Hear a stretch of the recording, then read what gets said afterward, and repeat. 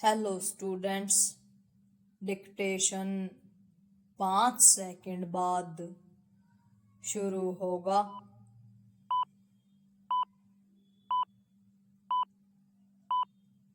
Start. Supreme court ने real estate नियामक प्राधिकरण अर्थात रेरा को जो कड़ी फटकार लगाई उसके लिए वही उत्तरदायी है। इस प्राधिकरण का गठन जिन उम्मीदों के साथ किया गया था वह उन पर खरा नहीं उतर पा रहा है। रेरा की लचर कार्यप्रणाली के चलते न जाने कितने लोग अदालतों का दरवाजा खटखटाने के लिए बाध्य होते हैं और सब जानते हैं कि वहां से न्याय मिलने में समय लगता है। रेरा की निराशाजनक कार्यप्रणाली को इससे समझा जा सकता है कि सुप्रीम कोर्ट को यह कहना पड़ा कि उसे बंद करना ही बेहतर है। उसने यह कठोर टिप्पणी भी की कि वह दिवालिया बिल्डरों को राहत देने के अलावा और कुछ नहीं कर रहा है। इसका सीधा मतलब है कि वह फ्लैट खरीदारों के हितों की रक्षा करने के स्थान पर उन बिल्डरों की पक्षधरता करता है जिन पर उसे निगाह रखनी चाहिए ताकि वे अपने प्रोजेक्ट समय पर पूरा करें और उनमें मनमाने तरीके से बदलाव न कर सकें।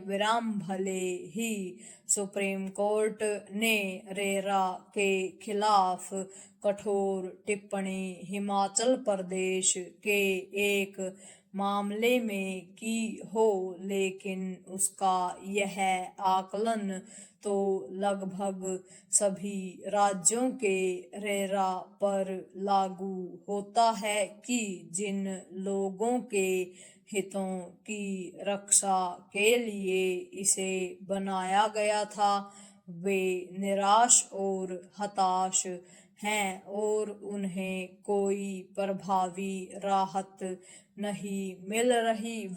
संभवतः है इसीलिए उसने यहाँ तक कहा कि यदि इस संस्था को समाप्त भी कर दिया जाए तो उसे कोई आपत्ति नहीं होगी।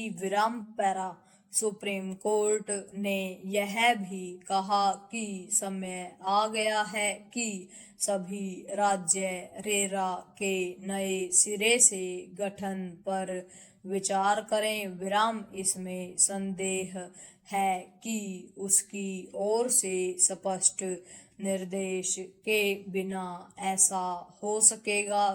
उचित यह होगा कि केंद्र सरकार यह देखे कि सभी राज्यों के रेरा सही तरह काम करें क्योंकि सब में खामियां घर कर गई हैं।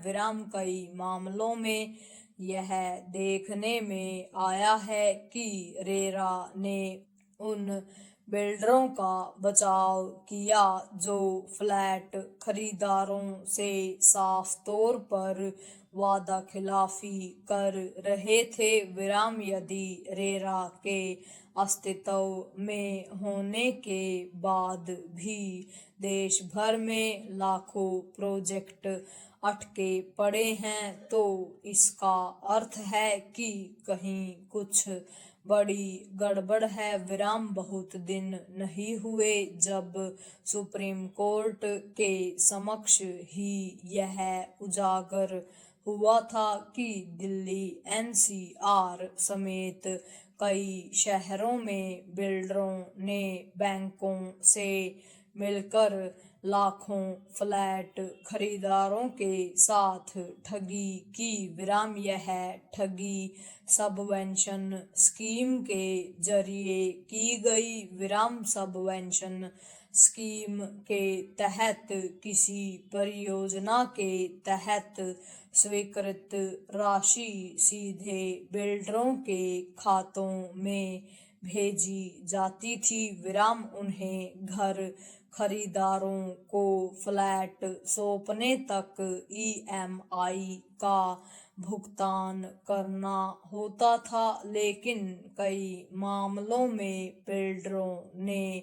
फ्लैट तैयार किए बिना ईएमआई का भुगतान बंद कर दिया। विराम इस पर बैंक फ्लैट खरीदारों से शेष ईएमआई की मांग करने लगे। विराम इसे अन्याय और अंधेर के अलावा और कुछ नहीं कहा जा सकता। पूर्ण विराम।